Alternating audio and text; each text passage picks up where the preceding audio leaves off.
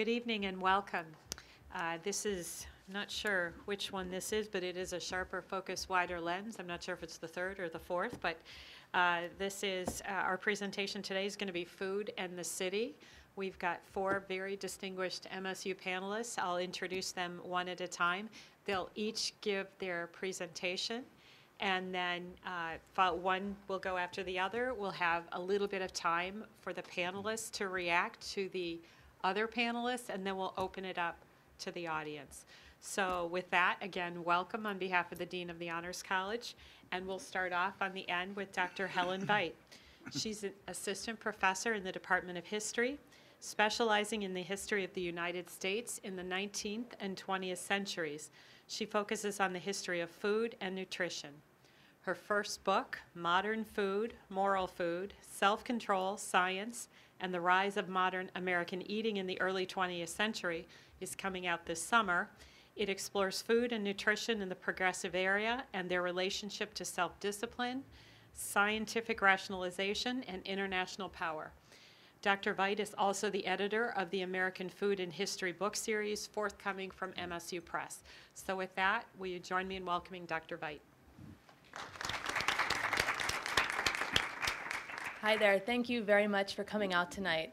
And thank you, John Beck and others, for organizing all of this. Please let me know if you can't hear me at any point. I'll lean in or speak more loudly.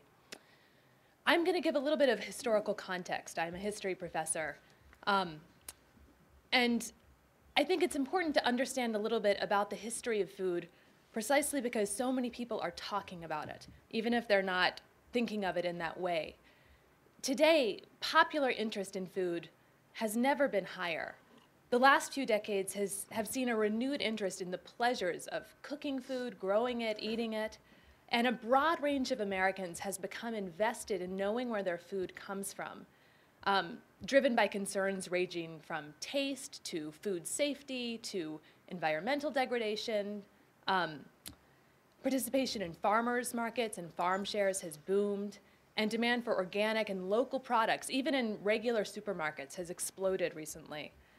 And in many cities, of course, urban agriculture is flourishing. Food reform today comes in a lot of different forms.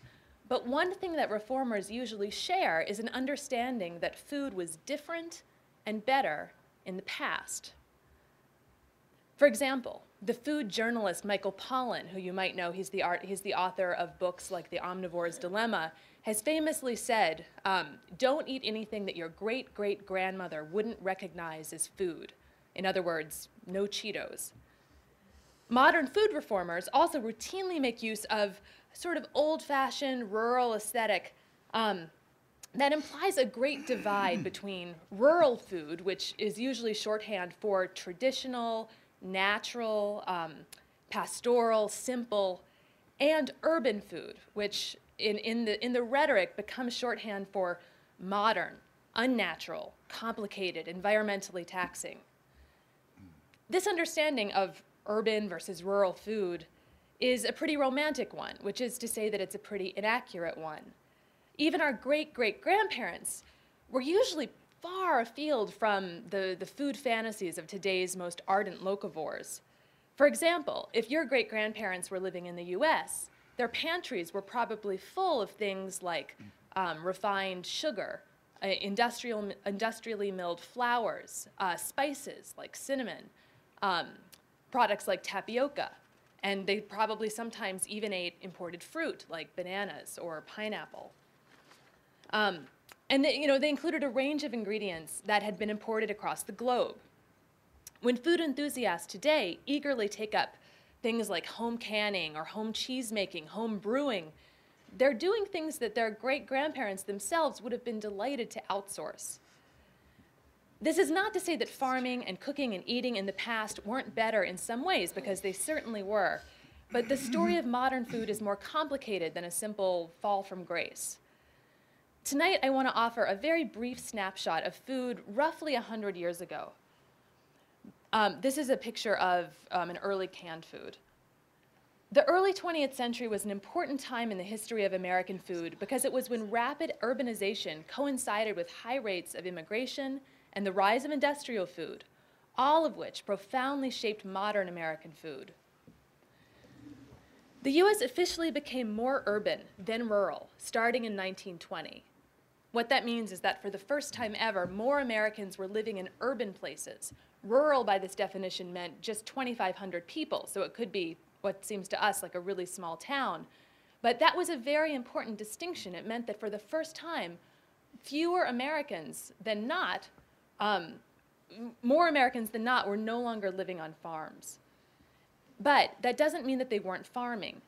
Americans living in urban areas routinely supplemented their diets with food that they grew themselves. In vegetable gardens, for example, which were common throughout the early 20th century up through the 1920s in cities. Urban agriculture also included things like livestock keeping, chickens, pigs, also cows.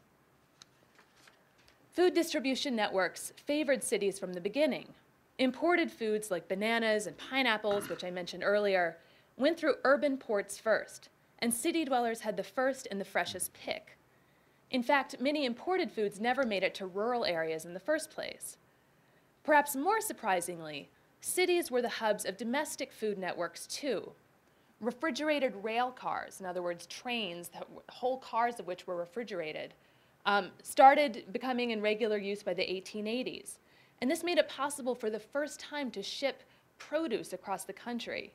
So in other words, refrigeration plus transport equaled a national market for fresh produce. And the market made possible the explosion of things like California agriculture. This is California asparagus. Commodities like iceberg lettuce were actually specifically designed with national refrigeration transportation in mind. Iceberg is so bland and so indestructible precisely because it was designed to withstand a cross-country voyage in a bed of ice on a train. Meanwhile, the growth of national grocery chains also gave Americans unprecedented access to a variety of foods year-round.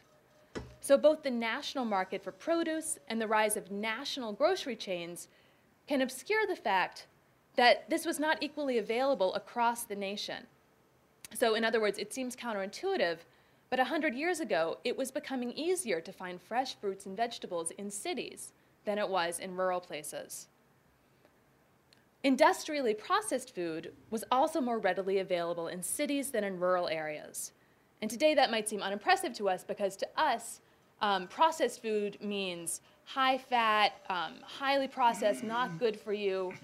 Back then, that's not really how Americans thought of processed foods. They celebrated them not just for the convenience and the freedom it offers cooks, which we still do to some extent, but also for the variety of foods and tastes and also nutrition, the different kinds of vitamins you could suddenly have all year round, even in northern areas. Correspondingly, where today an industrial food company usually goes out of its way to put pastoral, rural imagery on its products, 100 years ago, food companies were much more likely to advertise the fact that their products were scientific. They were the product of machines. They hadn't been touched by human hands. They were clean. They were hygienic, etc. This was especially true in the wake of the Pure Food and Drug Act of 1906, as industrial food really did start to stand for safety and consistency and hygiene. And this was meaningful. Before then, milk, for example, had routinely caused outbreaks of diseases, of communicable diseases, or it had simply been spoiled. Canned food had been unreliably processed so that it was often spoiled inside. By the early 1920s, the basic structure of America's modern food industry was in place, and it was growing rapidly. And it included many of the brands that we're familiar with today, from Heinz, Nabisco, Sunkist, Dole, Quaker Oats, Pepsi, Coke, and many, many more were already in place 100 years ago. I think it's interesting that urbanization affected not just what foods people could buy and where they went, it also affected how much people ate. And that was because the rise of urbanization led to a sedentary, white-collar, middle-class workforce. And this meant rapidly declining calorie intakes, or at least rapidly declining calorie needs. And people talked about this all the time. And in calorie studies, which were just becoming popular at this time, it showed that, yes, Americans are, in fact, eating less than they used to. One of the ways that this made a really big change in our culture, a change that is still with us today, is that in the 19th century, Americans routinely ate really big breakfasts. Breakfasts to them were hot meals. They were almost indistinguishable from other meals. They usually included hot breads, beef, fish, beans, for people who could afford it, vegetables, all sorts of things that today we don't think of as breakfast foods. By the 1920s, thanks in part to industrially processed cereals, breakfast had become a very new and very unique, historically unprecedented thing, centered around toast and cold cereal. Of course, the culinary benefits of urbanization only accrued to those people who could afford them.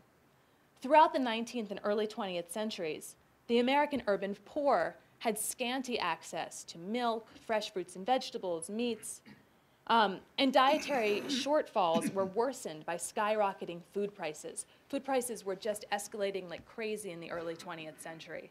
And there were food riots throughout the era. In New York, for example, a caseworker on the East Side recorded stories of desperately poor Jewish families subsisting almost entirely on bread and coffee. This is a famous image you might know from Jacob Riis, who did How the Other Half Lives. Poverty was particularly acute, in fact, among recent immigrants who had entered the country in record numbers around the turn of the century. By 1910, more than a third of the US population had been born outside US borders, more than a third. To people who were white, native-born Americans, this alarmed people that so many immigrants had come in, and they started an Americanization campaign to try to get immigrants to adopt so-called American customs and habits. Food was very much among them. However, reformers, as they tried to convince immigrants to eat what they considered the model American meal, things like plain meat, plain bread, a vegetable on the side, ran headlong into immigrants' own ideas about food, which were often very different. In fact, historians have found that when they didn't go along with Americanization in this regard, it was mainly just because they thought their own food was better. Instead, subconsciously foreign foods were becoming an increasingly important part of mainstream American diets themselves, and an important vehicle for foreign foods, not only the industrial food chain, a lot of these were increasingly available in canned form, like Heinz canned spaghetti, but also foreign restaurants, which were increasingly common in cities. Foreign restaurants and urban street vendors helped to make foreign foods, from spaghetti to chili to pretzels, things that were not only increasingly prominent in American diets, but decreasingly foreign. This is a pretzel vendor in the early 20th century. Today, few people think of pretzels as something that is foreign at all. So this was a very brief sprint through the history of food in the city, just a tiny snapshot, as I said. I hope it whets your appetite for more, because I do think that having a somewhat more, excuse the pun, a somewhat more nuanced picture of food in the past can help us direct food in the future in what I hope are truly sustainable directions. So thank you. Thank you, Dr. Veit. Next, we're pleased to welcome Dr. Michael Hamm. He is the C.S. Mott Professor of Sustainable Agriculture at MSU. He's currently affiliated with the Departments of Community, Agriculture, Recreation, and Resource Studies, Plant, Soil, and Microbial Sciences, and Food Science and Human Nutrition. Dr. Hamm was co-founder and director of the New Jersey Urban Ecology Program and the founding director of the Cook Student Organic Farm. At MSU, he is director of the Center for Regional Food Systems, which engages the people of Michigan, the U.S., and the world in applied research, education, and outreach to develop regionally integrated sustainable food systems. Community food security, community, and sustainable food systems are active research areas for Dr. Hamm. He is a member of the governor-appointed Michigan Food Policy Council. So, Dr. Hamm. Thank you very much. And thank you to the organizers, John and everybody else, for this. It's a marvelous evening. And spring will come and it will get warm. And this is my Hope Springs Eternal tie that I always use in the spring. But those of you who know anything about farming know that the cherry growers and the apple growers and the peach growers are ecstatic that winter is not ending too soon or ending abruptly and then coming back again, which is what happened last year when we lost all of our crop. So I just want to take a few minutes to talk about, just kind of switch gears a little bit and talk about two things. First of all, some global trends that give us pause and let us think about why we're focused on regional food systems in our center and a lot of work we do with people here in Michigan and across the country. And to talk about some things that are happening in the urban areas with respect to urban agriculture. So first of all, a few statistics that probably most of you are aware of, but I want to put a context on it with respect to our food supply. You all probably know that right now we have somewhere under 310 million people in this country, and projections are by 2050 we'll have 420 million. So we'll add about 100 million people to the domestic population, and the world will add about 2 billion to the world. And that should be kept in context that right now there's about 48 countries in the world that are water stressed or water scarce, which means there's insufficient fresh water supplies for their current population, and all those countries have growing populations. We'll add about 6 more countries to that list in the next 30 or 40 years.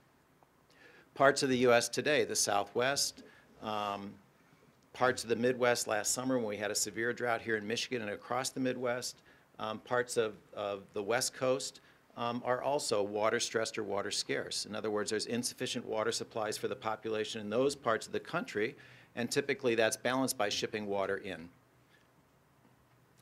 The other thing to keep track of is that little state on the West Coast called California produces about 50% of the domestic fruits and vegetables in the United States today. So while every year we import more fruits and vegetables from non-domestic, from offshore sources, half of what's produced in the country today is coming from California. And here's the situation in California over the next 30 or 40 years. Right now they've got about 36 million people. They'll add another 14 million. They'll grow to about 50 million people by 2050. Climate change scenarios say that the snowpack runoff in the mountains could decline by as much as 70% over that period of time. There will still probably be about the same amount of rainfall, but it'll come down as rain instead of snow. And think about the ramifications of what that means. When it comes down as rain in the wintertime, it's not stored in the mountains as snowpack and runs off in the late spring, early summer, but rather it runs off fairly rapidly. And what that means is that effectively, there's not water stored in the mountains to come off at the times when farms need it for irrigation. So without a lot of damming of those water supplies up in the mountains, probably what's going to happen by 2050 is that water is going to come off those mountains at a time when it's not needed, and it's not going to be there at a time when it is needed. So if you put together an increase of 14 million people who need places to live, roads to move on, places to recreate, places to work, and they need water, and we'll probably have less fresh water in the summer times coming out of the mountains. What that means is agriculture will probably suffer. There will be less land in agriculture in California. There will be less water for the agriculture that is there, which means there's a high degree of likelihood that in 2050, California will not be producing 50% of our domestic produce. And what that means is that there's an opportunity for places like Michigan, which has both a lot of water. We're surrounded by 18% of the world's fresh water. We have good soils, we have good climate, and we have a large farming population and an ag experiment station and a College of Agriculture here at Michigan State that knows how to grow and produce a large variety of fruits and vegetables. So we have the infrastructure.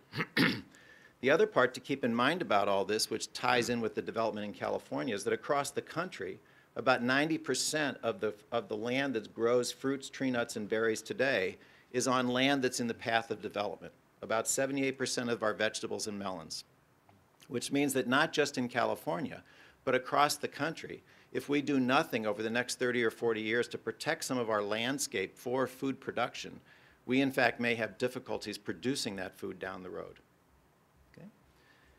And the final thing to keep track of before we move forward and talk about other things, about more optimistic things, the other thing to keep track of is that right now, the average American eats about half the fruits and vegetables that they should.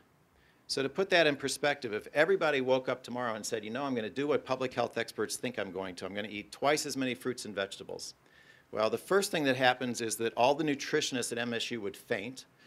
The second thing that would happen is the produce shelves would be empty. And the third thing that would happen is we'd find out that we're about 18 million acres short of production. 18 million acres is 2 to 3 Californias. And there's not 2 to 3 Californias left in the United States. So what that means is there's opportunity to think about redistributing production of fruits and vegetables across the country. And while we had all that refrigeration as early as the 1880s that was shipping stuff in, and in New York City there was West Coast apples coming in even when the Hudson Valley was flush with apples, what it means but at that point in time we still had a fairly robust regional production of a lot of fruits and vegetables. So if you look at agricultural statistics for most counties in the United States back in the 40s, you'll find that their production was more diverse than it is today, which means we have the environmental portfolio across the country to grow a much greater variety in many parts of the country than we do today, especially in places like Michigan. And it's about infrastructure, it's about skill, and it's about setting up policies and regulations that allow that to happen more easily. That's the stumbling block right now. So in urban areas, what we think about is producing food in 4 different ways. So an urban food supply can either come from internally or it can come from outside that area and shipped in. And the reality is with the rise of urban agriculture, both of those things are happening. Now the reality is a lot of us, we hear about Detroit. Detroit's certainly a big hotbed of urban agriculture right now. And the thing we have to remember is that in the range and the continuum of cities' ability to grow their own food if they desired, Detroit's at one end of the spectrum. And a place like Manhattan, New York City is probably at the other end of the spectrum because of population density relative to land availability. Detroit is out there with places like Cleveland and Toledo and Milwaukee and a lot of the kind of Rust Belt and Auto Belt cities of the Midwest that are depopulating in the urban areas, and so there's a lot of open space opening up. Other places, especially on the 2 coasts, in fact, just the opposite is happening. Those places are becoming more dense. But in those areas, we can think of growing food outdoors, in high tunnels, in greenhouses, or inside buildings in vertical agriculture structures. And all those things are in the popular press today. And so the point that I kind of want to press home today is that in a hierarchy of environmental sustainability, first of all, there's a lot of unknowns because a lot of the things that are promulgated in the popular press and we see in the newspapers and everything, in fact, have never been researched from a standpoint of their environmental sustainability. What's the carbon footprint of building those structures and growing food in those structures relative to the ability of that food to capture CO2 from the environment? And so if we look at things like high tunnels, which we have here in profusion at MSU in the Student Organic Farm, we've had a lot of research here over the years by John Birnbaum and other people in horticulture looking at how to produce these foods in structures that look like greenhouses as you drive by them, but where there is no external heat, there's no fossil fuel being used to heat those. They're only being heated by sunlight and by tricks of technology. But you can grow 30 different crops in January inside those high tunnels. And in fact, we ate at Brody today, and there were greens in the salad bar that were produced in the 30 by 144-foot high tunnel out at the student farm. And they were delicious. And in fact, if we look at the environmental sustainability of those, in a place like Michigan, they're probably fairly sustainable. So this is a study that was done, a life cycle analysis, done by an undergraduate working with me for the last 2 years named Rachel Plawecki. And it looks at the carbon emissions of growing lettuce in one of these hoop houses in Michigan versus growing it in California and shipping it to Michigan. And what you see is that the carbon footprint, in fact, is about 1/5 in the Michigan grown versus the California grown. The caveat to that is, if you as a consumer drive 15 or more miles to that farm just to pick up 1 kilo of lettuce and then drive home, you've wiped out that benefit. The CO2 you emit in the car just to get that 1 kilo of lettuce, you wipe out the benefit. So how we circulate internally is important too. But the point of it is that we can do season extension in ways that are more sustainable than getting that food from distant sources. Now the other side of the coin is there's other things we can do too of growing these things indoors in heated greenhouses. So we add another layer of complexity of using fossil fuel energy and supplementing with light in the wintertime when there's not enough sunlight. So these are pictures all from the Netherlands, a trip that Chris and I took to visit a number of greenhouses. This is an industrial scale research greenhouse actually, and what you can see basically is a well-articulated system that they've developed for producing tomatoes year-round and flying them in and shipping them into the United States and other places. And again, because we're now adding fossil fuel energy and we're adding supplemental light which uses electricity, in this case LED lights, whether or not there's a carbon footprint that balances in that kind of a system with all that extra added energy is up for grabs. We haven't done that research yet. I haven't seen it. Economically, you can make it make sense if you charge enough. Environmentally, that's up for grabs. The final type that's being promulgated up there and where there's a lot of entrepreneurs that are going at this is complete indoor systems using red and blue LED lights. Why just red and blue? That's what the chloroplast of the plant absorbs. They don't absorb, the reason the plant's green is because they're reflecting the green wavelengths. And so to save energy, you only use the wavelengths that the chloroplast is absorbing, which is red and blue. So inside those things, the plant looks gray. It's actually kind of strange. If it's in there, it's gray. You pull it out in the hallway, it's green. You put it back in, it's gray. So it changes right before your eyes. And so these are systems where the sunlight is basically ignored. It's all produced with LED lighting in an enclosed system. And again, where we're not using the solar energy, whether or not that can be done in an environmentally sustainable way or not is up for grabs. So the point of those four things is that there's multiple ways that we can think about growing food in and for cities with a population rising by 2 billion worldwide and a global and an urbanizing environment that I know our next couple speakers will talk about. And how we do that in a sustainable manner from a standpoint not just of economic and social, but also of environmental remains up for grabs. And with that, I'll end and just say this is my grandmother and my daughter. My grandmother's now 105. My daughter turns 15. With 90 years difference, the main difference sometimes between the two is with one you can have a beer and with the other you can't. Thank you. All right, thank you.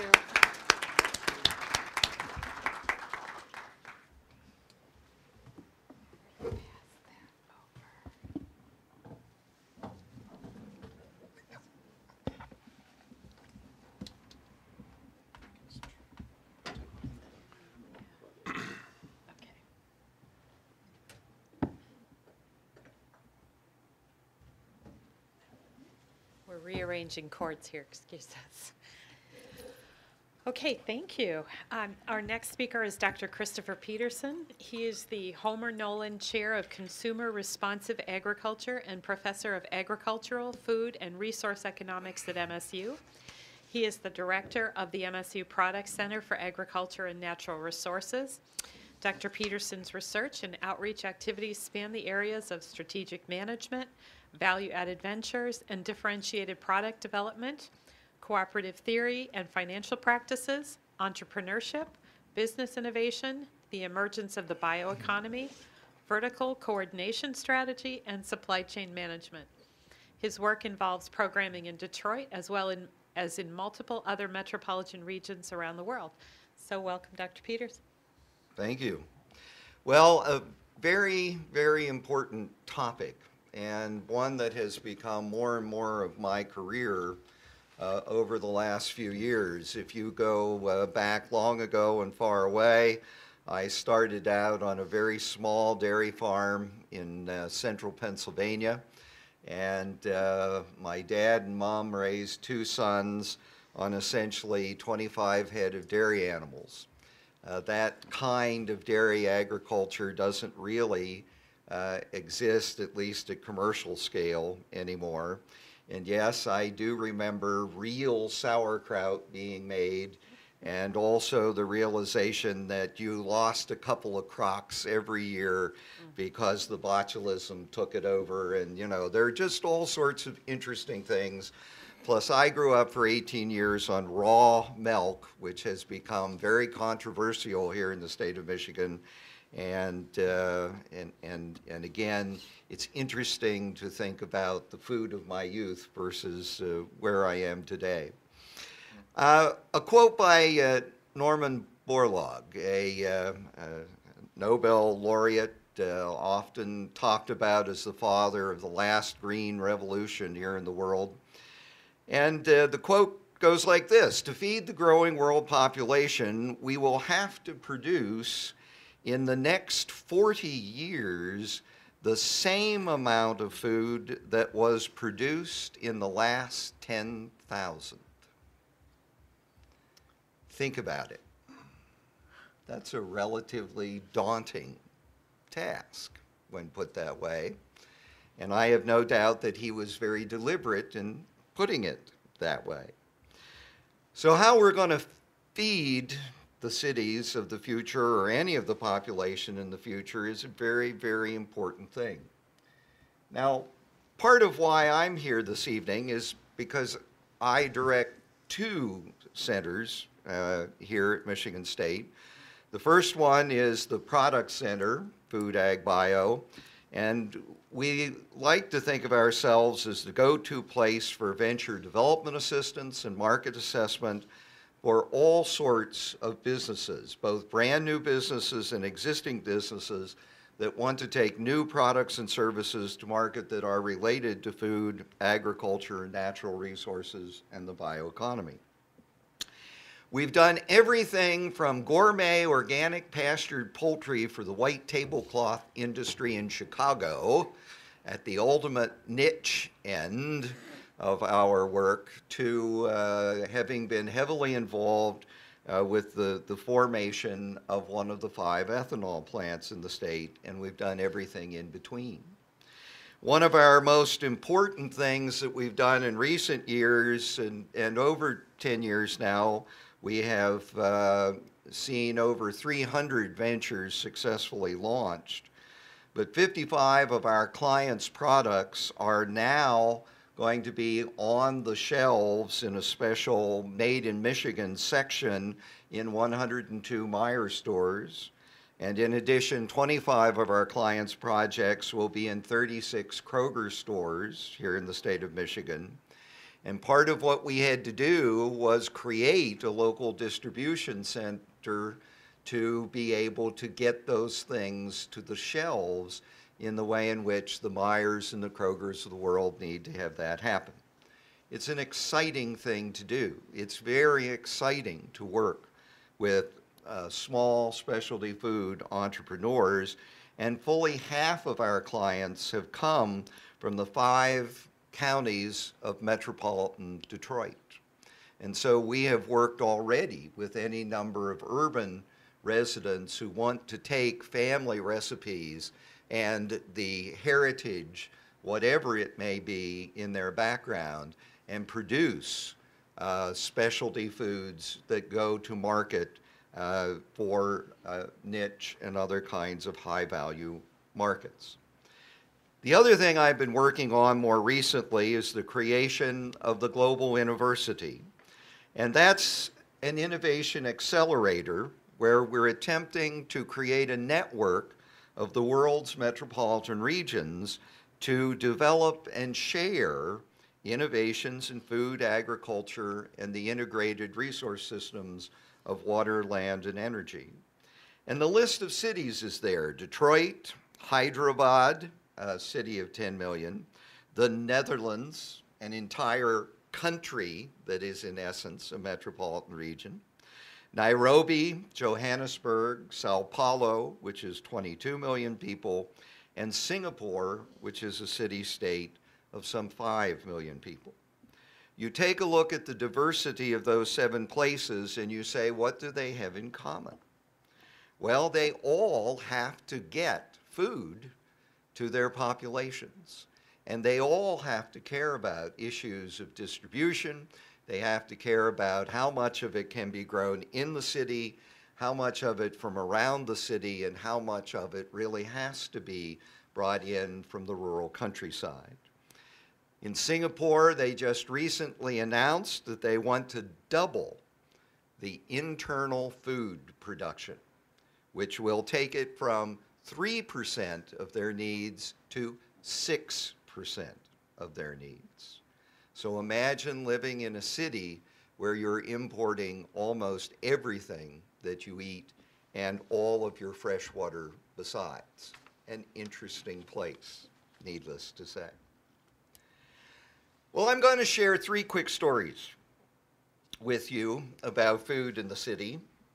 And this first story is really about Detroit, and I'd begin by saying urban gardening needs entrepreneurship to be sustainable. There is an explosion of urban gardening going on in the city of Detroit, and it is very important socially in terms of the ability of relatively low resource individuals to be able to produce some of their own food to add to their healthy diets. We also see the environment of many of otherwise devastated communities being revitalized by the presence of gardens and other sorts of amenities that are related to growing food. And all of these things have great social impact. But we're also in a city that needs to be able to create jobs and create ventures to be able to put the urban population to work. And so that if you focus only on the gardening, you don't necessarily get a long way towards feeding the city. You have to move from the notion of the community garden to a market garden. And in fact, that's where most of these folks are headed. They have the community garden that is for the community's consumption, but then they've got the market garden where the produce goes to Eastern Market a couple of days a week down in Detroit, or it ends up in a place like Colors Restaurant.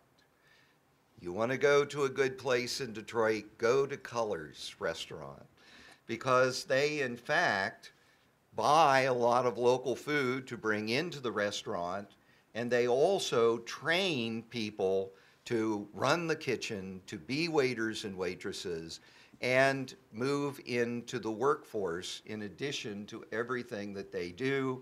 And if you have never had a sweet potato wonton, believe me, you've got to go have one there. But it takes entrepreneurship.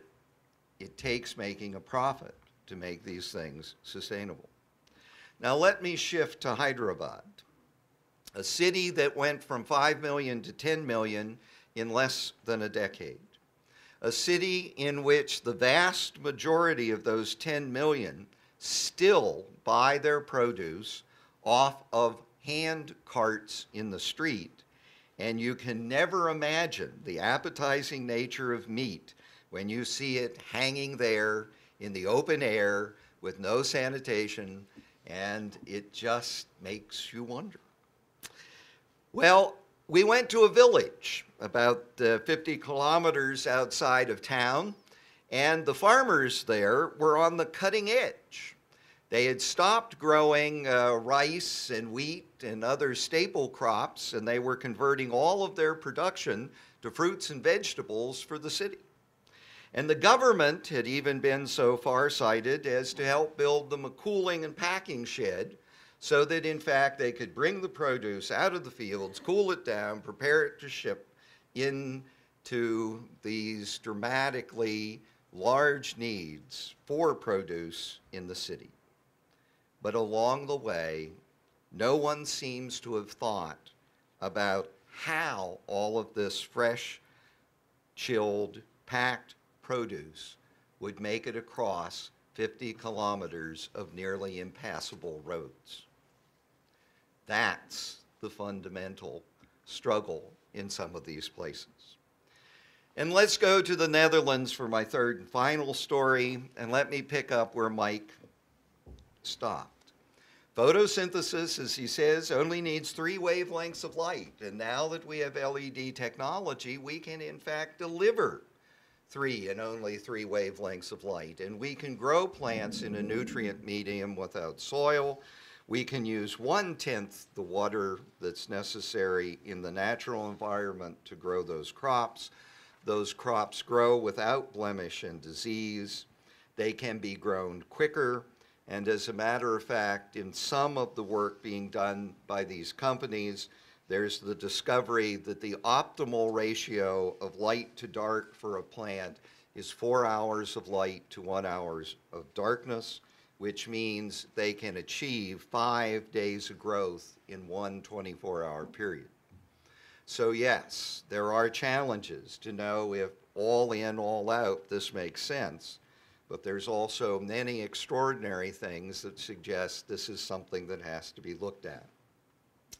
And in that regard, one of those entrepreneurs has suggested that an area 100 meters long, 100 meters wide, and 20 meters high can produce all of the fruits and vegetables needed by a population of 150,000.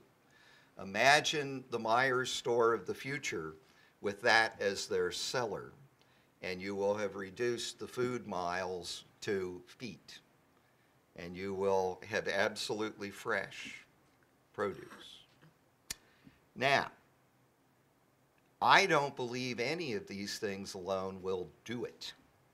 We need entrepreneurship, but that alone isn't going to do it.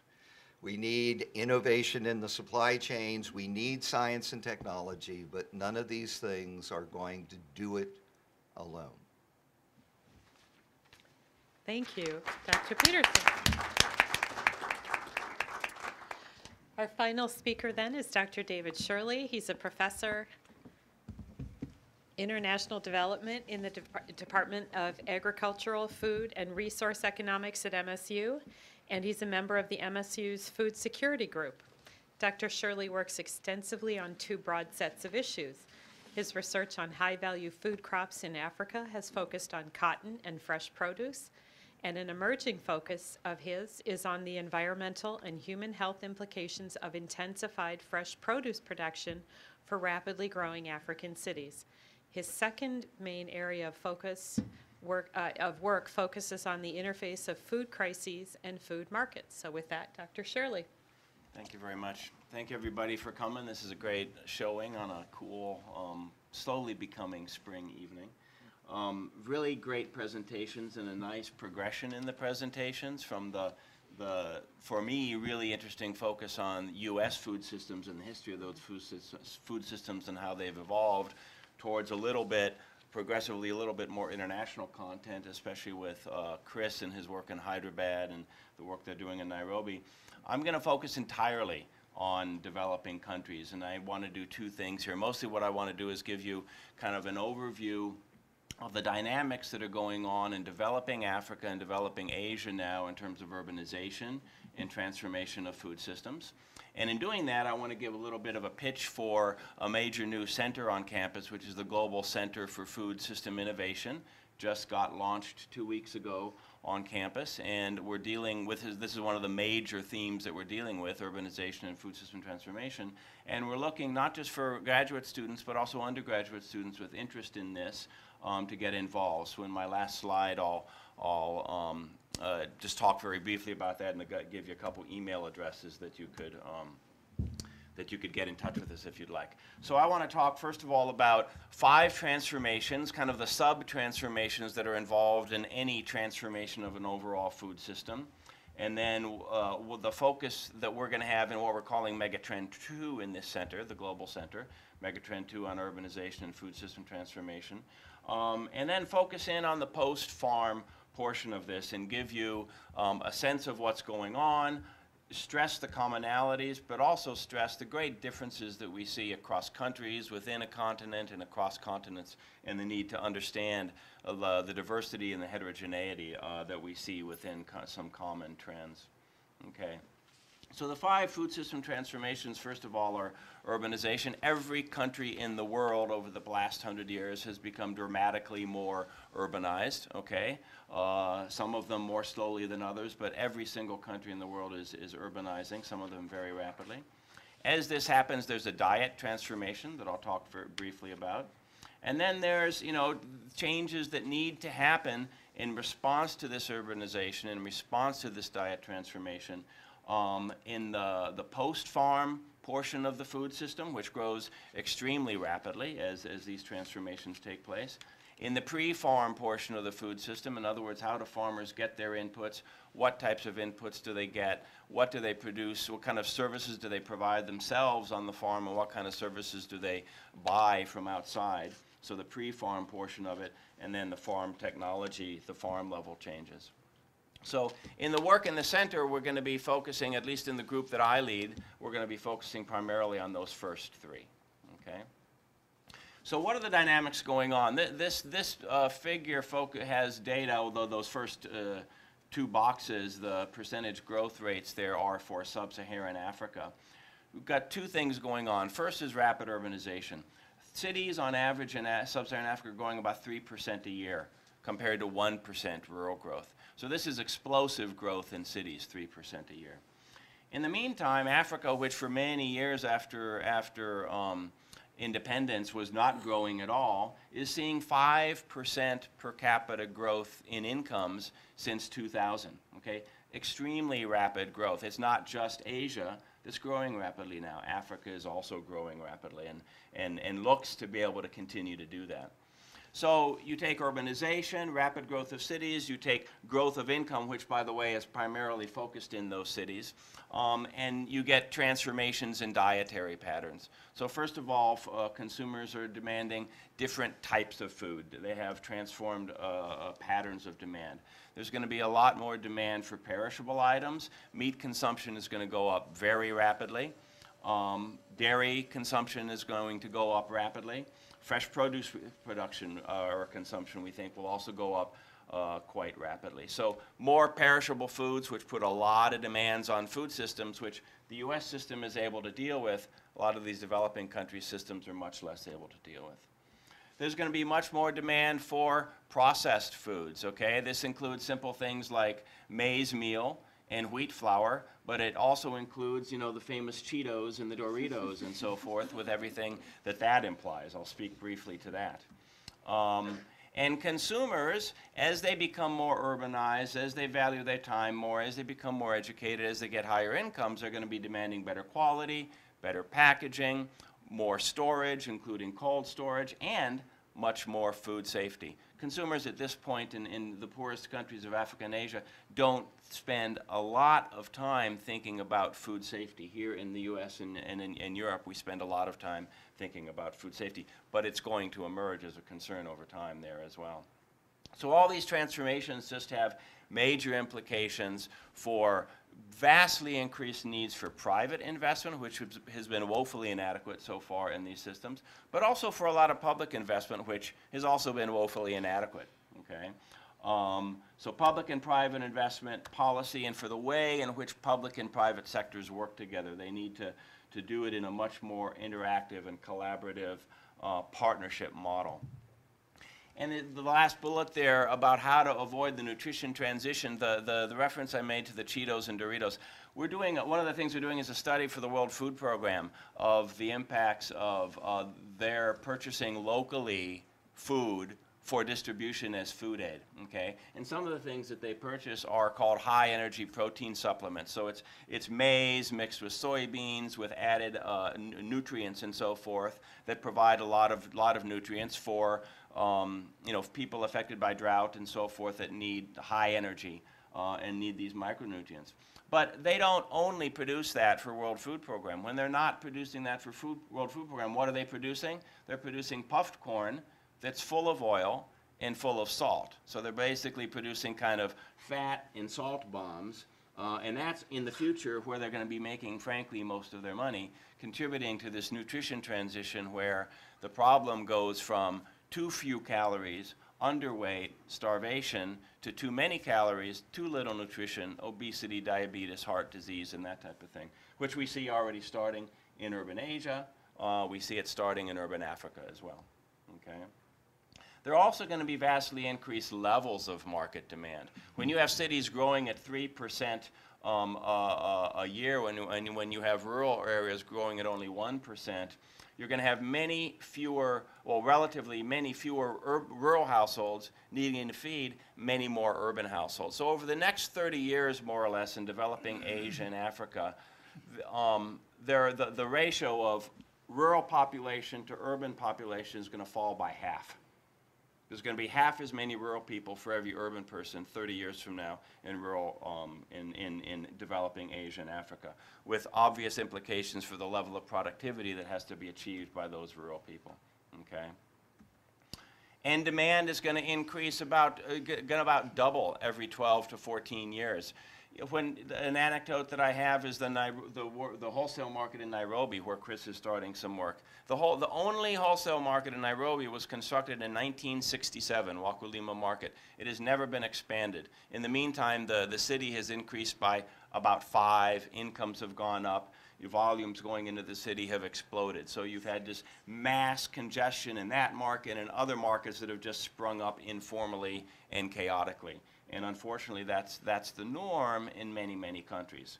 And it's going to get worse unless these types of investments take place. Okay.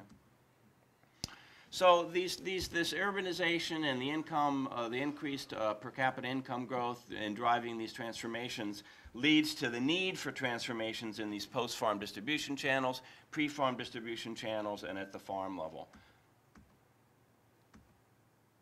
Okay, so there are many commonalities. These are kind of the big patterns that we see going on, and they are going on in a very robust way in all of these countries. But there are also lots of differences in the starting point and lots of differences in the rates at which it's happening. And this is one of the fascinating things, I think, in the terms of the research that we'll be able to do in the center, is really understanding this diversity and heterogeneity, because it really matters for the types of policy and programmatic and investment recommendations that you need to make. Just quickly here, just to give you a sense for how these things differ. This shows urban populations and projections to 2050 in sub-Saharan Africa, Asia, and Central America. And you see that's Central America and Southeastern Asia and Sub-Saharan Africa, starting off back in the 50s at fairly comparable levels. You've seen vastly different growth rates up to now, with Central America lagging behind, and you have projections for even vastly greater differences through 2050. Okay. So then, if we look within Africa, we see that, for example, despite Africa having very high growth rates, we see that Southern Africa, for example, looks very much like Central America.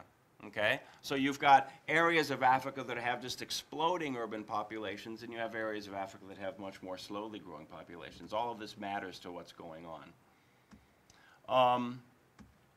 If we look at these areas here, Sub-Saharan Africa and Southern Asia and Southeastern Asia, and we fast forward 40 years, this goes from 2010 to 2050, they're not even going to be at the urban population share levels that Central America is today. So the share of the population that's in urban areas today in Central America is higher than it's going to be in these other areas of the world even in 40 years. So despite this common trend towards urbanization, there's still massive differences, okay?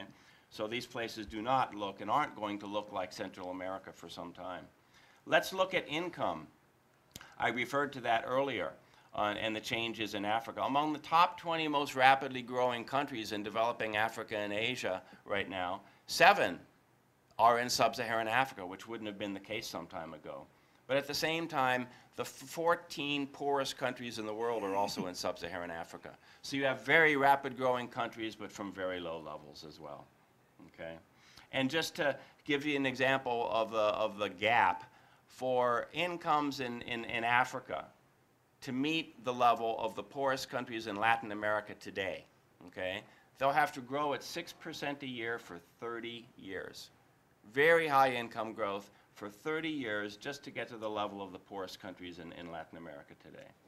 So the upshot is that we have these very robust dynamics going on all over the world, per capita income growth, urbanization driving very common changes in the patterns of demand, in the levels of demand, driving very common needs for investment by the public and private sector, but vast differences within those common trends, okay? And that's one of the challenges then of this Global Center for Food System Information, is to understand these patterns in a very disaggregated way, and to be able to come up with innovations and policy and programmatic recommendations for our development agencies and for the governments in these countries to take care to deal with these issues. So if you're interested in these types of things, please ask me later about the Translational Scholar Corps. This is my last slide, about the Translational Scholar Corps, which is part of the Global Center.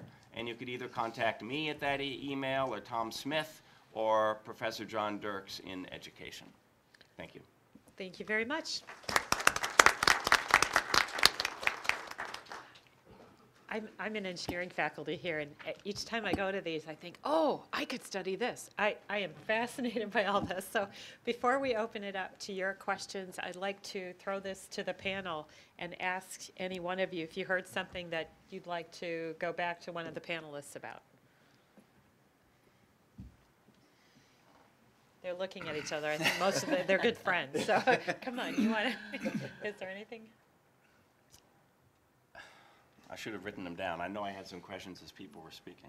I'm sitting here, I have to admit, I wrote the word botulism and Yeah. food disease, so I'm a home canner, and I like to grow my vegetables and my fruit. I didn't hear anybody really talk, though, too much about technology and food disease. So some of the reasons we do some of what we do with food has to do with preventing disease and not dying from it. Yes. So let me just throw that up there.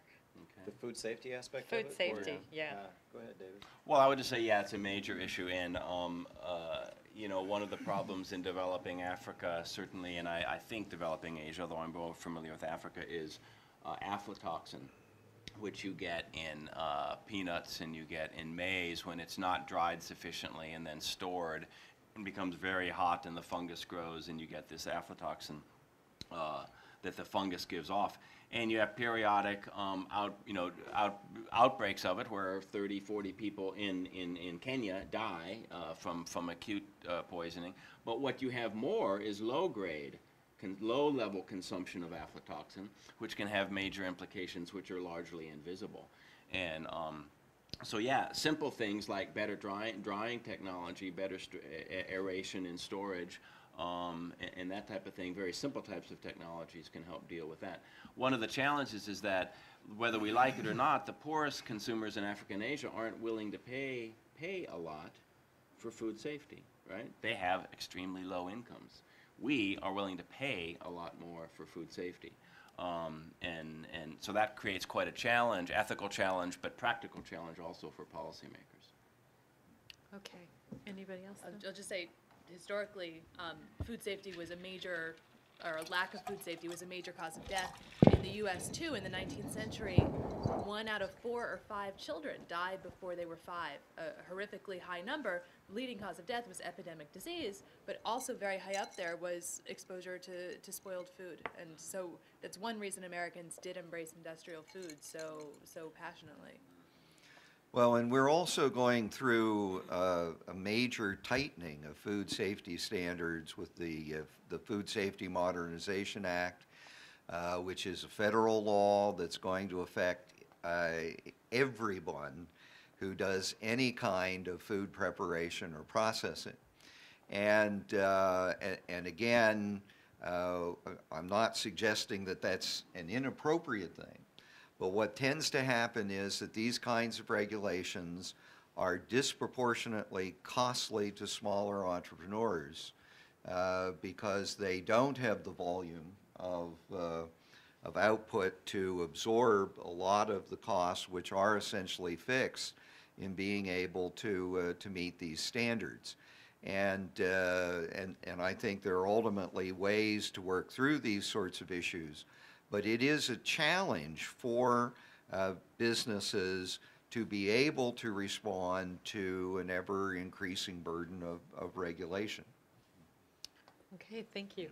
And maybe with that, we can open it up to questions from the audience. Now, you see, I have the microphone, which means I'm going to come around when you raise your hand, but let me throw the first question out from here, which is that, you know, Mike, when I listen to you or anybody else on the panel, I'm really struck by the fact that there's a whole raft of equity issues. I mean, we've heard around issues around water wars. We've heard, you know, the whole issue that much of what's going on in terms of food deserts inside cities and everything else is a real growing inequality between the haves and have-nots, where food and water and other resources really end up being kind of at the cutting edge of how we understand equity in the future. Anybody on the panel want to respond to that while I look for the first hand back here? Well, I can start, and then others can add in. So domestically, here in the United States, which is what I know best, this is a huge issue. And I think it starts with the fact that we, on average, we are used to spending a very small amount of our income on average for food in this country compared to most of the rest of the developed world, and certainly the developing world. And what that means is that all of our food policy, whether it's the calculations for food stamp benefits, whether it's the reimbursement rates for school lunch programs and school breakfast programs, are predicated on a cheap food supply. But a lot of the healthy foods, the things that public health nutritionists push that we should be consuming, like more fruits and vegetables, more whole grains through the supply chain in baked goods and other kinds of things, are more expensive. So there's a huge contradiction between trying to, on the one hand, promulgate a healthy diet, and on the other hand, a food system that is predicated, and food policy that's predicated on a cheap food supply, and that differentially preferences things that can go into processed goods, commodity crops, and other kinds of things. So one of the things we haven't really grappled with very well in this country is the notion of a healthy diet being a right. Now, there's responsibilities that go with rights, for sure. But we've predicated all of our policy on one trend in our food supply when that trend is actually counter to people being able to consume a healthy diet.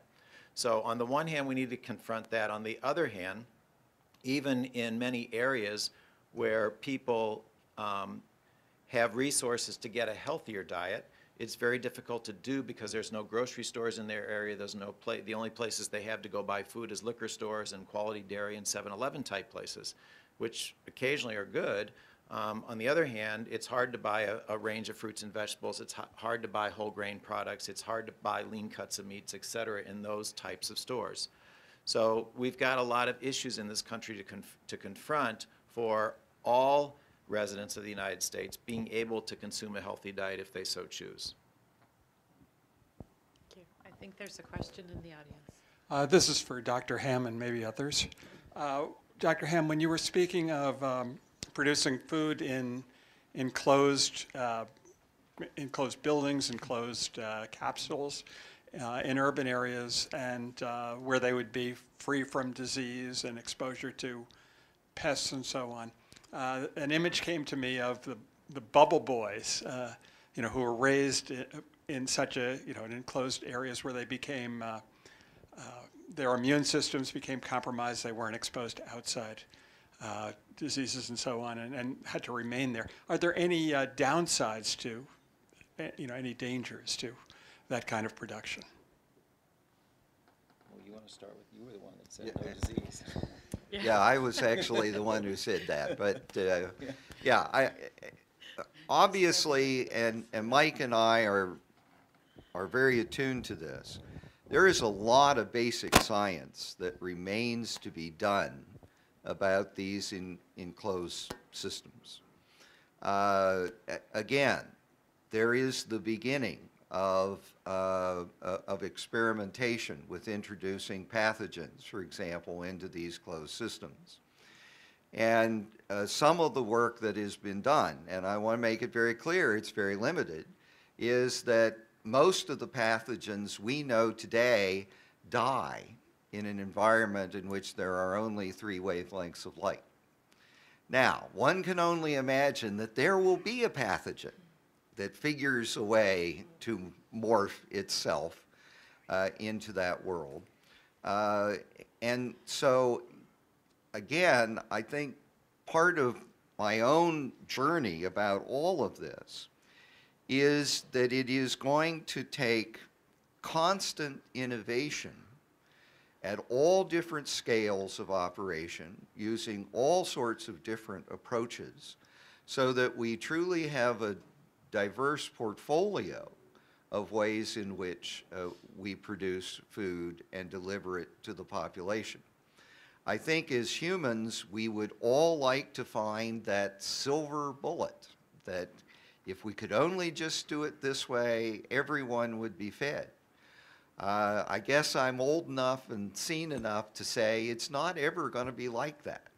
We've got to have diversity of scales, we've got to have diversity of approaches, and we've got to constantly be willing to experiment our way into the next round of needs that will inevitably confront us. Others want to take that on, or I'll look for another hand out here. Oh. Well, just briefly, there's the old adage, if it sounds too good to be true, it probably is. I think probably fits here. This is, by the way, an exercise program for the Pillsbury Doughboy. I get to run around her up here. I'm not sure who to ask this question, but you talked about sustainability, and I'd like to hear your comments about the use of fertilizers and pesticides and so on. I just returned from Cuba, and one of the efforts they have in their urban gardens now, it's not to produce the quantity anymore, but how to minimize the use of fossil fuels. So they're experimenting with ways to replace artificial fertilizers and so on for more natural ways.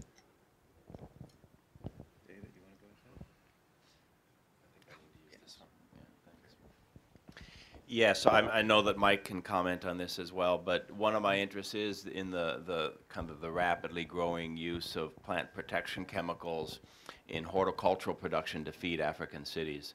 And I think it's going to be a major problem. You, first of all, you have a regulatory vacuum, okay? You might have some laws that regulate the kinds of chemicals that can be used, but there is essentially no enforcement of those laws. There's very little knowledge, no nuanced knowledge at all on the part of most of these farmers in the cities that we've studied, okay, mostly Zambia and Mozambique, about the downsides of the different chemicals, although they tend to be scared a bit of all of them, even the ones that are actually fairly safe. And you're going to have very rapid growth in use. You're going to have rapid increase in demand for marketed fresh produce, and you're going to have, as farmer incomes increase, they're going to buy more pesticides as well in their production. And so, for example, if you look at the top 10 most used plant protection chemicals for these are small-scale tomato producers feeding Lusaka, 6 of them are either fatal if swallowed to humans, or highly toxic to bees, or highly toxic to aquatic organisms, or highly toxic to birds. Okay, 6 of them have one of those characteristics, and 2 of them are banned in the U.S. and in Europe. And those 2 chemicals, we just from a survey found, are the most commonly used ones by farmers feeding Maputo in Mozambique. So yeah, this is an issue that maybe is not on many African policymakers' agenda right now, but as consumers get higher incomes and education and begin to tune into it, it's become a big issue, I think. Yeah. Just to add to that, if I could, the other domestically, so I think it's a very complicated question that you ask, and a very good one, because what we're able to do in one part of the country and one part of the world, we can't necessarily do in other parts as easily, because the climate is different, the humidity levels are different, the rainfall is different, and all these kinds of things. So in the U.S., if you kind of divide the country at the Mississippi River, east and west of the Mississippi, west of the Mississippi and move far west to California, relatively low humid environment. Why is the majority of the organic certified land west of the Mississippi? Well, first of all, there's more land over there. But secondly, most of the vast majority of the organic produce is grown in California. Well, it's a low humid environment on fairly sandy soil, so there's good drainage, so there's not a lot of water logging in the roots. And so there's relatively low pest pressure compared to east of the Mississippi, where you've got high humid environments. Like in Michigan, Michigan apples, every pest and pathogen there is goes after them. And so I remember hearing an organic apple grower in the Hudson Valley when I was at Rutgers speaking at a conference who grows apples organically. Now, how do you control fungi in apples in high humid environments? It's with copper sulfate sprays. And so you spray the copper sulfate. Well, then it rains and the copper sulfate washes off and the copper goes into the soil. Over time, you start to build copper levels in the soil, which can become toxic. So you've created a toxic condition. And his comment at this organic conference was that he wasn't sure whether it was, in fact, would be better to use very small amounts of conventional fungicides instead of the copper sulfate, that it might be better for the environment overall to do that. So I think the point is that what we should be doing over time is looking for best approaches that minimize the use of anything that's not internal to the system, recognizing that depending on the environments in which it exists, if we're going to grow food, we may need to use small amounts until we get better at doing things. The other piece of that is our high uses of the big 3 for fertility, NPK. Because what people often don't think about is phosphorus and potassium, our potassium, our storage of potassium, I always get these backwards, but our levels of potassium, in fact, that we're mining, are not really sustainable. And phosphorus and potassium, many of those are in very heavily contested parts of the world. In other words, they're not safe for us to get it out in many cases, or they're antagonistic to the U.S., which is what I think about a lot as domestic food production. So that's the other piece of it is that our inputs, just from a soil fertility standpoint, we need to do a much better job of thinking about how do we cycle. I mean, the big elephant in the room is recycling human waste into farm systems. And the problem, of course, with taking urban waste and recycling it into rural farms is that we commingle all of our household things that we pour down the drain, which are often very toxic, along with the human waste, along with industrial waste, and we end up with a fairly toxic soup that we then recycle back to farms in some cases. And so figuring out how to separate all of that becomes a huge issue as well. So it's a great question, a very complicated question. As an academic, I could go on for hours, but I will stop now. I'll stop you. Thank you for talking to myself. Okay, let me see a hand. Actually, let me move this way and and ask a question of Helen. When you look back historically, much of what we think of, I think, in terms of 19th century America is all of these little, I think what Robert Wiebe called island communities, and the idea that everything was pretty much sustainable within a certain circle of those. Naturally, national consumer culture broke that down. To what degree would you say that it's, you know, are we again possibly seeing kind of this idea of shouldn't we be getting back to some notion of island communities? Is that, in effect, what the local food movement is really about, looking historically? Yeah, I think that's actually a great comparison. I think, you know, there's a lot of, as I started the talk, you know, there's a lot of romanticization of that idea. And of course, one of the big problems is climate. You know, in other words, you know, if we all lived in California and, you know, the conditions that we see now in California were indefinitely extensible, that would be great. But if you're living in places that have, you know, that don't have ideal conditions for agriculture, it becomes a very different scenario. That's where I think we look to technology optimistically as a way to extend growing seasons, to reduce miles. I think, I forget who it was, it might have been Mike, who made the great point about you eliminate your, you know, any carbon reduction that you're doing when you do something as simple as, you know, drive a little bit further to a farmer's market to get the produce. Or, for example, if you roast your carrots, you know, at 450 in the oven when you get home, you can also eliminate carbon savings. So, I mean, I think one of what I'm getting from the panel is that this is all extraordinarily complicated. It doesn't mean it's impossible. Quite the contrary. I'm actually quite hopeful after hearing, you know, some of these forward-looking panelists talking about, you know, possibilities for the future. But I think it's much more complicated than a simplistic understanding either of the past or the present would lead you to believe. I would also want to ask, what about China? I mean, I've heard just about every continent talked about except for Antarctica, but what about China? What do we know about how China is solving this issue? Well, I mean, I'm maybe the most international one, but I'm not an expert on China. What to say about China? I think, well, I mean, we've all seen the food safety scares that have happened there, and I have a feeling that those practices have been going on for quite some time, and they're mostly just coming to light now. These aren't necessarily new practices. They're just people are becoming aware of them. You know, China has seen the very rapid supermarketization, you know, that happened in the U.S. over a longer period of time, but much earlier.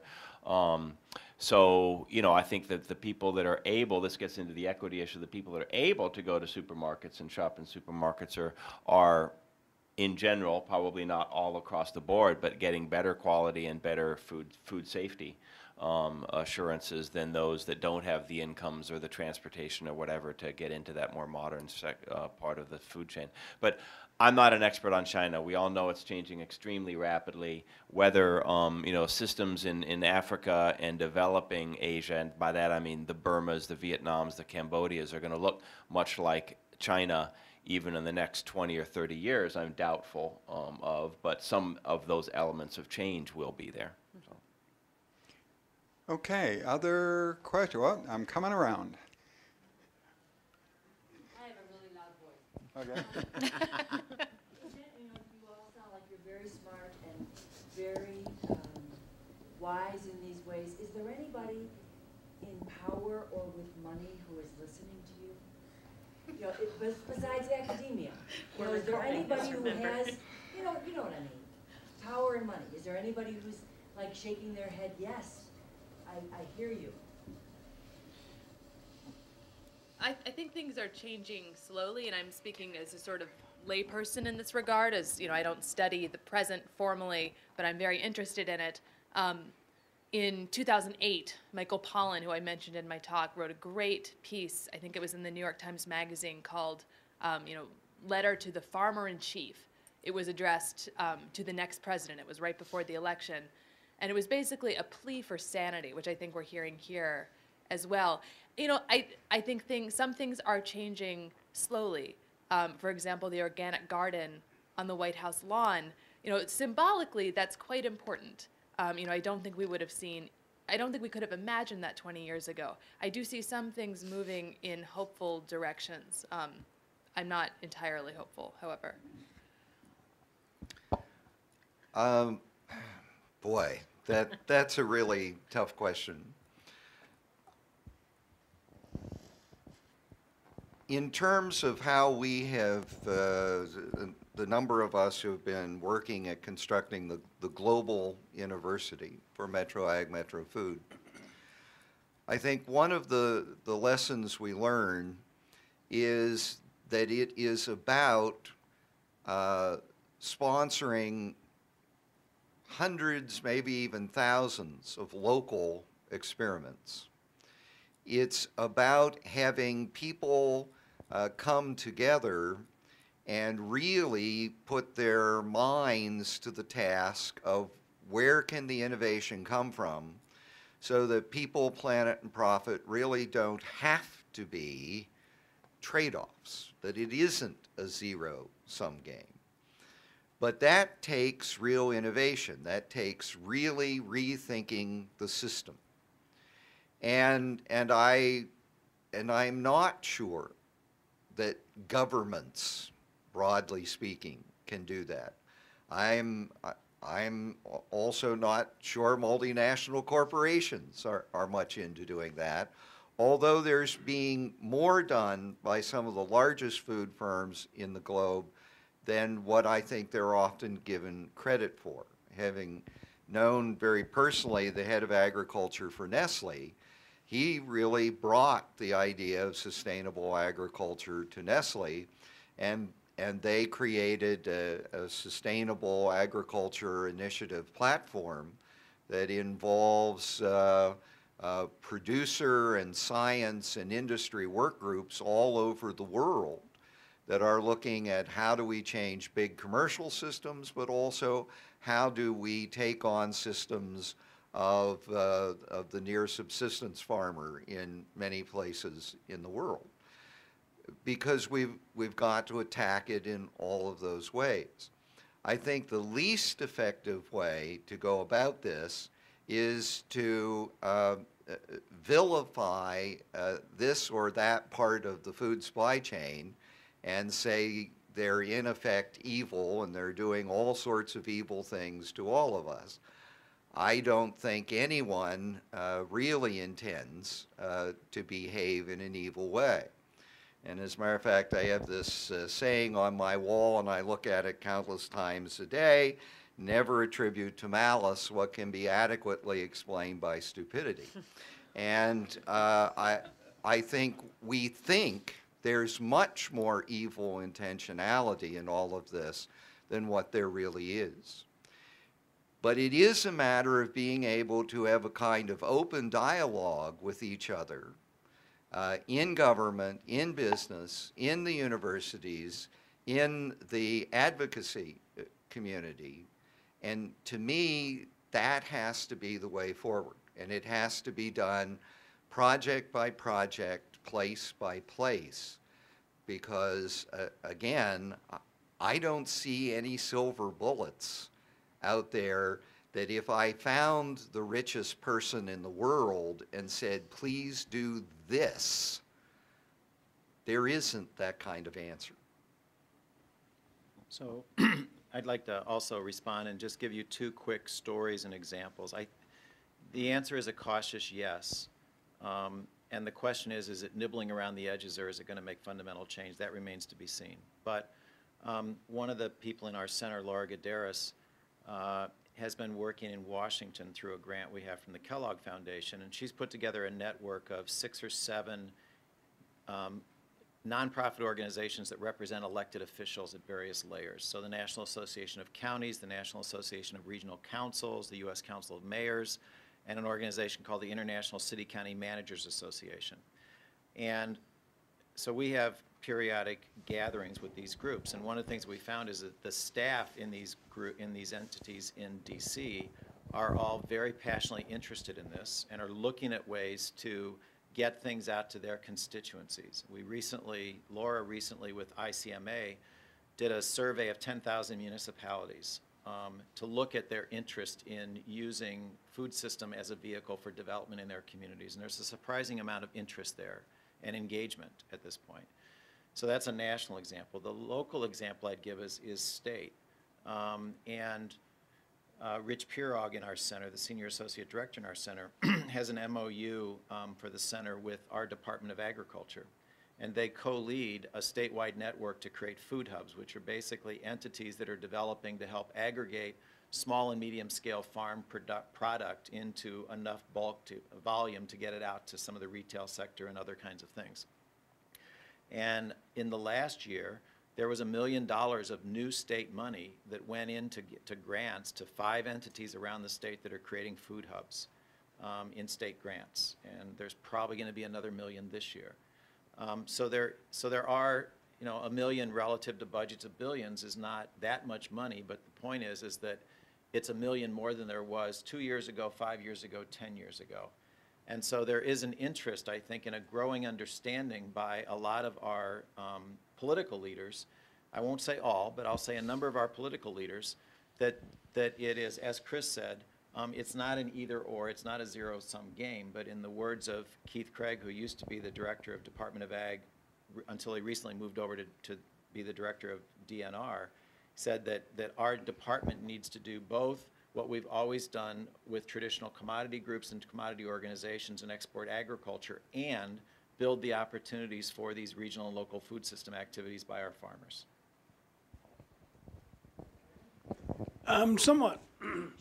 Somewhat related to the last question, and then very much related to a variety of comments by the panelists, but summarized by Chris Peterson when he's repeatedly said there is no silver bullet.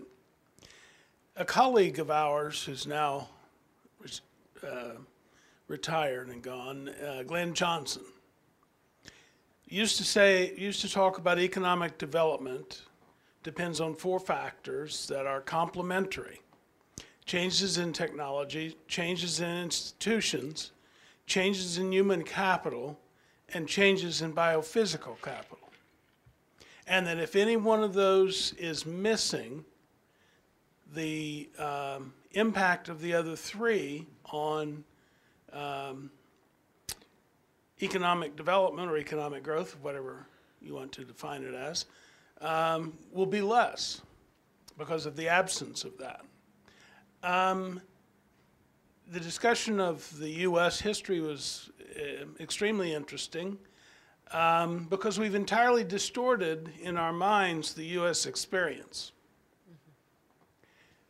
There was deep government involvement in the development of the U.S., everything from the Homestead Act to the building of, quote, market roads, to the institutions related to food safety, to the farm credit system and the availability of credit, and I could go on and on. But we have built in our minds a notion that none of that ever happened.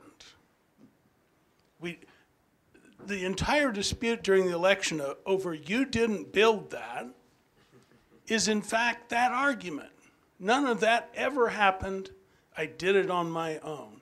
And much of policy here and elsewhere has been dominated by the notion of all we have to do is stand back and let markets work. So when we ask the question, is anybody listening, I guess the follow-up to that for me is, do you see any growing awareness among policymakers that they need to be focusing on the 4 drivers of economic development?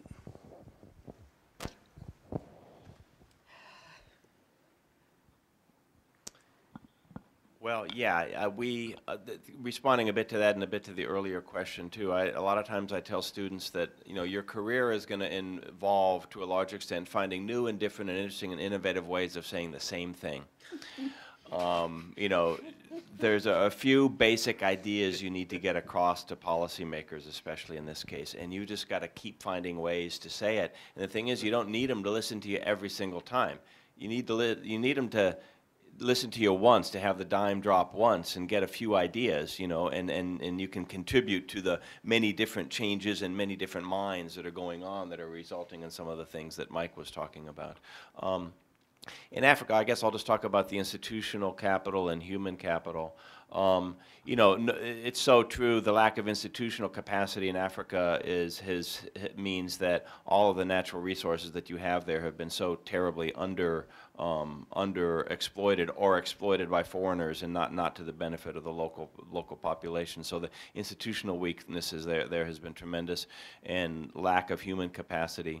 You have some major efforts, kind of painfully slow in many ways, to develop, African strategies for really investing in agriculture and investing in the kinds of policies that are needed. You have an emerging strategy supported by many governments, supported by the World Bank, and now more donors as well coming along to make real investments and changes in what we call tertiary ag education, to develop the kind of person that can deal with the types of transformations that I was talking about. And you're starting to see some public money going into that, and also some private money, the emergence of new universities, vocational schools, and this type of thing that are private. Is it an overwhelming response? No. Most encouragingly, I see some trend in U.S. Foreign policy circles to no longer believe that you just have to get the markets right to make things work, that there is a lot more involved. But it's going to take time for that pendulum to continue, if it started to swing back the other way, to continue going to where I think it needs to be. So. Thinking about those 4 elements that you mentioned, and I do think Glenn was right on the money. The one that we have given scarce attention to in all of our discussion this evening is human capital. And we talk about, we want to have a dramatic expansion in organic production. Well, organic production substitutes human capital for chemical capital, fertilizer capital, all sorts of technology. And the question fundamentally is, even if we said that was the preferred way to do it, do we have enough humans who want to go back to the farm? One of the most startling things that I learned in traveling around the world putting together the Global University was sitting in Nairobi and being told that the average age of a farmer in Kenya, a developing nation, is now 60 years of age. Why? Because they have sent all of the kids and the grandkids to the city, because that's where the gold is.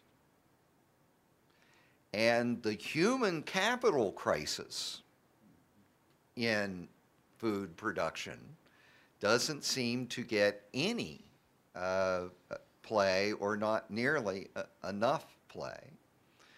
And I know you were looking for hope, and I just said, well, here's another place where You know me better we, than that. yeah, but again, keeping all of those four things in alignment really is what true sustainability ultimately is about.